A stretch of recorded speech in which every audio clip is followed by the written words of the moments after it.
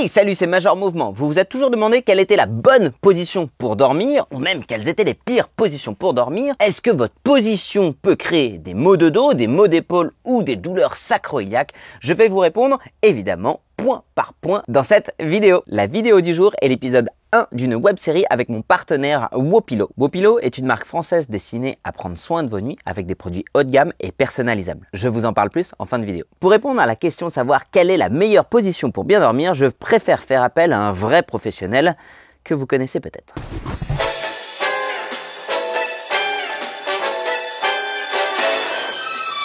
Et salut, c'est Captain Immobile. Vous avez mal au dos quand vous dormez, c'est à cause d'une mauvaise position. Regardez les conséquences extrêmes sur votre dos lorsque vous êtes allongé sur le ventre. Ici, la cambrure lombaire est exagérée et tous vos corps vertébraux viennent se tasser. Regardez ce qui se passe quand je majore la cambrure. Aïe. Et ainsi qu'une grande rotation cervicale met beaucoup de contraintes sur vos cervicales. Ainsi, votre sommeil est en danger.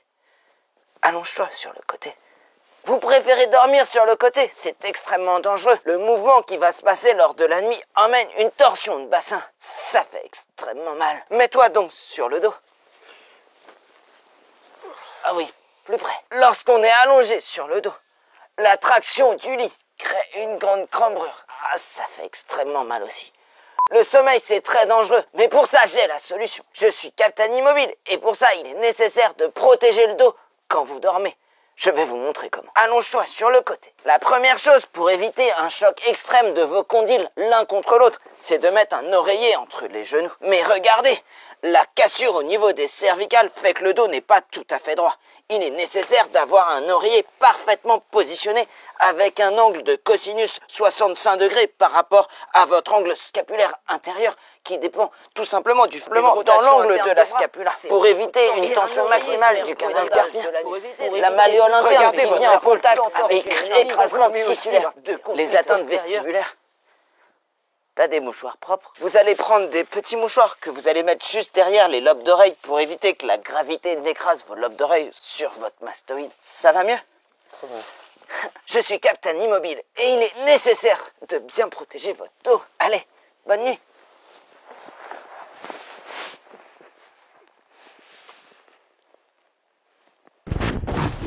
Alors c'est joli sur le papier, on a envie de croire qu'on peut corriger notre posture pendant la nuit pour avoir le dos plus droit, pour empêcher des douleurs au niveau de la coiffe, de la sacro-iliaque et ainsi de suite. Et j'avoue qu'au début de mes années de diplôme, c'est aussi ce que j'ai cru et c'est même ce que j'ai pu donner comme conseil. Mais en fait, j'ai juste une question à vous poser qui va permettre de balancer à la poubelle toutes ces théories. D'après vous, est-ce que vous êtes le même au moment où vous endormez et au moment où vous vous réveillez? Autrement dit, est-ce que vous bougez pendant la nuit? Et en fait, la réponse, on l'a. On a tout simplement filmé des gens pendant la nuit. On se rend compte de quoi? Que les gens changent de position entre 40 et 80 fois par nuit. C'est pour ça que je l'ai parodié. Mais franchement, je sais pas vous, mais moi, à 4 heures du matin, j'ai les cheveux comme ça, j'ai le cerveau comme ça. Je suis incapable de me poser de savoir si je suis en abduction d'épaule, rotation externe de gléno-humérale ou je suis en torsion de bassin. La malléole interne qui vient en contact avec... À la limite, je veux bien entendre qu'il faut une bonne position pour dormir. Pardon, pour s'endormir. C'est-à-dire juste avoir des conditions d'endormissement qui soient optimales, c'est-à-dire confortables, pour que vous puissiez tout simplement vous laisser emporter dans les bras de Morphée. Mais une fois qu'on dort, on bouge dans tous les sens. Et il y a un sens à ça. Le sens est très simple. Y compris quand vous dormez, votre cerveau, lui, reste éveillé. Et quand il perçoit une zone douloureuse, une épaule, le bassin, un genou, qu'est-ce qu'il fait? Il change de position. Il répartit les contraintes mécaniques qui lui causent une douleur. En fait, une sensation d'inconfort est corrigée, y compris quand vous dormez. Combien de fois ça vous est arrivé de vous endormir sur un bras, vous venez comprimer le paquet vasculo-nerveux au niveau du bras et vous vous réveillez et vous avez le bras qui est complètement mort. Et vous êtes là en disant « Ah, dis donc, j'ai plus aucune information », vous le leverez, boum, et il tombe. C'est juste que pendant un moment, vous avez comprimé l'information nerveuse et vasculaire. Votre bras, il est mort. C'est extrêmement désagréable. Mais au bout de 2 à 3 minutes, ça revient et vous vous rendormez. J'ai fait beaucoup de vidéos pour vous expliquer que déjà, la notion de bonne posture, debout, c'est des concepts qui sont vraiment anciens et qui datent des années 80. C'est exactement pareil quand on dort, en fait. Y compris quand on dort, il n'y a pas de bonne position. La bonne position, c'est le mouvement, y compris quand on n'en a pas conscience. Alors que nous dit la littérature sur le sujet? On a une première publication juste là de PubMed en 2019 qui essaie de faire le lien entre les positions pour dormir et l'apparition de maux de dos. Et on se rend compte de quoi? Il n'y a pas de corrélation. Quelle que soit la position dans laquelle les gens dorment, ils ont à peu près les mêmes prévalences de douleur. Donc l'idée va largement véhiculer de il faut pas dormir sur le ventre parce que ça cambre trop le dos est fausse. L'idée quand vous dormez sur le côté que ça crée une torsion de bassin est fausse. Oui, ça crée une extension. Oui, ça crée une torsion, mais rien que votre dos n'est pas capable d'encaisser. Ce que je trouve hyper marrant, c'est d'imaginer quand même que là, c'est dans cette position, c'est là où il se passe le moins de trucs dans notre dos. Cependant, en 2021, cette étude-là vient compléter, mais un tout petit peu nuancer la première information du manque de corrélation. Il nous explique quoi? Il nous explique par contre qu'il n'y a pas de lien entre la mauvaise position et l'apparition de douleur. Cependant, chez les populations qui ont déjà des maux de dos, qui viennent se mettre dans une position qu'ils ne tolèrent pas bien. Admettons, excuse-moi Patrice, que vous ne tolériez pas très bien l'extension. Si vous aurez tendance à avoir plus mal. Si vous ne tolérez pas bien les grandes rotations et que vous endormez en grande rotation, vous aurez plus mal. En gros, rien de nouveau sous le soleil.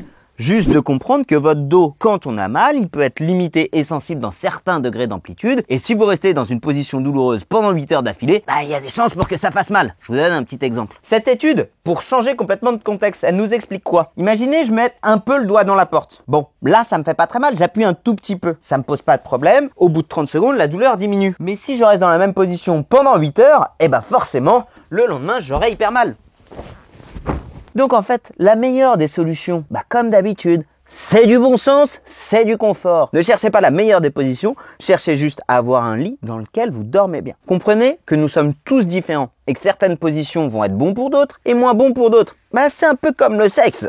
Il y a certaines positions que vous allez préférer et en fait, la base, c'est la communication et de savoir ce que l'un et l'autre aiment pour pouvoir avoir le plus de confort. Là, c'est pareil, c'est de la communication de vous à vous. Quelle est la position que j'aime bien, dans laquelle je me sens confortable? Est-ce que c'est avec l'oreiller au niveau de la ligne des épaules? Est-ce que c'est sur le côté? Est-ce que c'est sur le ventre? Est-ce que c'est complètement en vrac? Et il y a de fortes chances pour qu'en fait, dans la nuit, vous fassiez toutes les positions différentes. Même si c'est pas la peine de faire plein de positions différentes et faites celle que vous préférez. Mais pour vous dire quoi? Qu'on est en train de se planter de débat. Le vrai débat, c'est la qualité de sommeil et le confort. On a beaucoup d'études qui nous montrent que la restriction de sommeil engage beaucoup de problématiques, comme l'augmentation du stress, une perception plus importante de la douleur, une augmentation de l'anxiété, des pathologies cardiovasculaires, des problèmes de dépression qui sont liés uniquement à la privation de sommeil. Sans parler aussi de l'aspect inflammatoire. Ça, c'est hyper intéressant. N'oubliez pas ce que je vous dis à chaque fois. La nuit, c'est fait pour que votre corps se régénère, un peu comme Wolverine.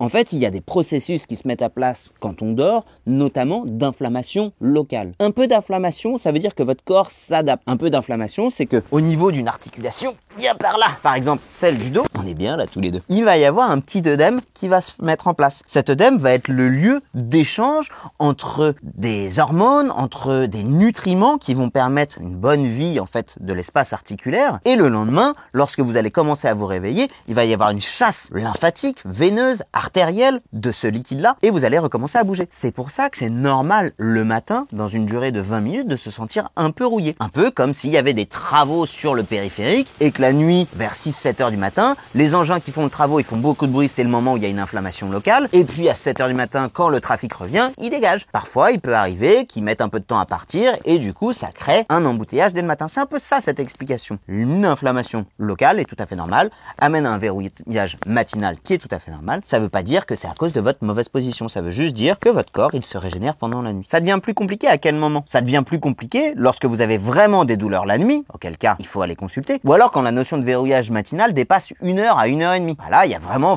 beaucoup de travaux dans votre corps. Et là, il est nécessaire d'aller consulter. Mais comprenez une dernière chose. C'est que l'inflammation ou la micro-inflammation qui se fait pendant la nuit est principalement le résultat de ce que vous faites ou de ce que vous ne faites pas pendant la journée. Si pendant la journée, vous faites trop vite, trop fort, trop de fois ce pourquoi votre corps n'est pas entraîné, vous allez demander une grande capacité d'adaptation qui peut se traduire par des douleurs la nuit. Ou si à l'inverse, la journée vous ne faites rien du tout et que de temps en temps vous faites des pics de sport, des pics de mouvement, des pics de déménagement, il est normal parfois d'avoir un petit pic d'inflammation qui peut vous créer des douleurs. Évidemment, comme d'habitude, tout ce que je vous dis c'est contesté, contestable et c'est à remettre dans une grande photo globale de ce que c'est un corps en bonne santé. Mais le sommeil est primordial pour bien dormir et la qualité du sommeil est beaucoup plus importante que avoir une bonne position. Donc si le matin vous vous réveillez et que vous vous sentez un peu ankylosé et que c'est pas confortable pour vous, vous pouvez très bien faire des petites routines matinales. Encore une fois, il faut qu'elles restent confortables parce que cette légère inflammation est normale. Venir taper sur une légère inflammation, à part irriter les structures et envoyer un message douloureux dès le matin, peut-être que vous aimez bien avoir mal dès le matin. Perso, j'ai beau être matinal, j'aime pas avoir mal. J'ai beau être matinal, j'ai mal.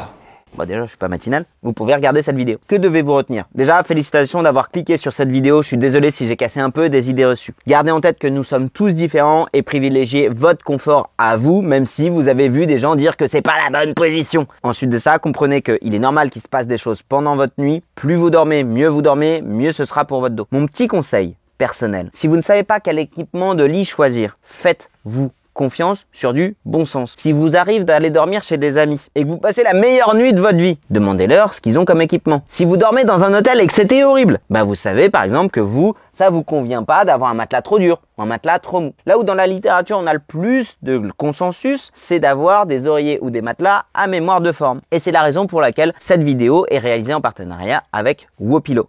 Wopilo fabrique des oreillers haut de gamme, de qualité, à mémoire de forme. Surtout ce qu'il y a d'intéressant, ce sont deux choses. Un, ils ont un questionnaire pour savoir quel type de dormeur vous êtes. Ainsi pour pouvoir vous proposer un oreiller qui soit personnalisé, avec une politique d'échange. Vous essayez, vous dormez bien, cool, merci, vous avez trouvé l'oreiller qui vous va bien, et donc vous êtes confortable, et donc vous gagnez en qualité de sommeil. Tu vois, t'as compris la logique du truc. Ou alors t'essayes et ça se passe pas bien, tu leur rappelles et tu leur dis, désolé, en fait ça me convient pas, est-ce que je peux changer? Logique. Je vais donc vous parler aujourd'hui de leurs oreillers qui sont 100% personnalisables. En plus de ça, les oreillers Wopilo sont fabriqués en France, en Bourgogne, au sein d'un atelier labellisé Entreprise du patrimoine vivant. Ils sont aujourd'hui utilisés par plus de 150 000. N'hésitez pas à faire le quiz qui est dans la description pour connaître l'oreiller idéal pour vous. Si vous n'êtes pas abonné à ma chaîne YouTube, comme d'habitude, je vous invite à vous abonner en cliquant sur le bouton qui est juste là. Et si jamais vous avez envie de voir plus de vidéos, vous pouvez regarder cette vidéo où je vous parle notamment des conséquences d'une privation. On peut la mettre là, bien sûr. Je peux te la mettre là, Thibaut. Je te la mets là, Thibaut. Ah, et tu peux me mettre en commentaire quelle est ta position préférée. Mais aussi, tu peux me dire comment tu aimes dormir. Allez, ciao!